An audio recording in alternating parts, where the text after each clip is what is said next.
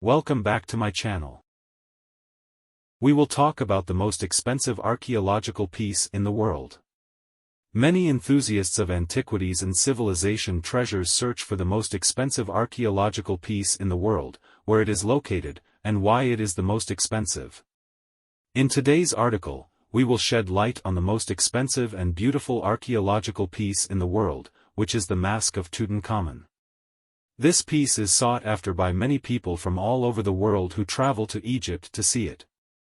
Tutankhamun was the focus of attention for researchers in Egyptian archaeology, and they tried to discover his tomb. In 1922, the tomb was discovered by Howard Carter. The importance of King Tutankhamun's artifacts lies in the fact that they are all unique and were discovered in very good condition. They amount to 5,000 gold pieces.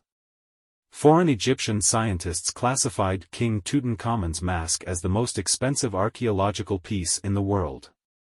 Egyptian scientist Nicholas Reeves said that the mask represents not only the ideal image in Tutankhamun's tomb, but also perhaps the most famous element of ancient Egypt itself. The mask weighs 10.23 kilograms. How was the most expensive archaeological piece in the world discovered? In November 1922, the British archaeologist and specialist in ancient civilization, Howard Carter, was excavating at the entrance to the tunnel leading to the tomb of Ramses VI in the Valley of the Kings. He noticed the presence of a large tomb and continued excavating until he entered the room that contained the burial chamber of the young King Tutankhamun. The walls of the room had magnificent drawings depicting the story of Tutankhamun's journey. When Carter noticed a wooden box decorated with gold in the middle of the room and lifted it, he found that it covered another box decorated with gold. When he lifted the second box, he found that it covered a third box, also decorated with gold. When he lifted the third box, Carter reached the stone sarcophagus, which was covered with a thick layer of carved stone in the form of Tutankhamun's statue. Carter had difficulty lifting the third golden shroud, so he had to expose it to the heat of the Egyptian summer sun, which would help separate the golden shroud from the mummy. After removing the linen cloth, he found the mummy of Tutankhamun adorned with necklaces, rings, and other accessories, all made of pure gold. To remove these artifacts, the excavation team had to separate the skull and main bones from their joints. After the artifacts were removed, the team reassembled the skeletal structure of the mummy and placed it in a very valuable wooden coffin.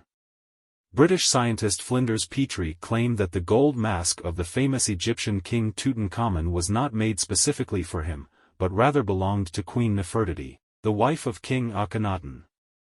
He based his analysis on the use of different types of gold in the face and other parts of the mask, as well as the presence of visible welding lines on the mask itself.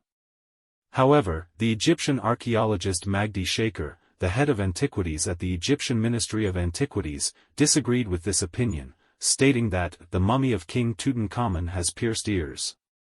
The discovery team found royal antiquities related to the king, which are among the most beautiful pharaonic jewelry found in tombs. This indicates that the golden mask indeed belonged to Tutankhamun.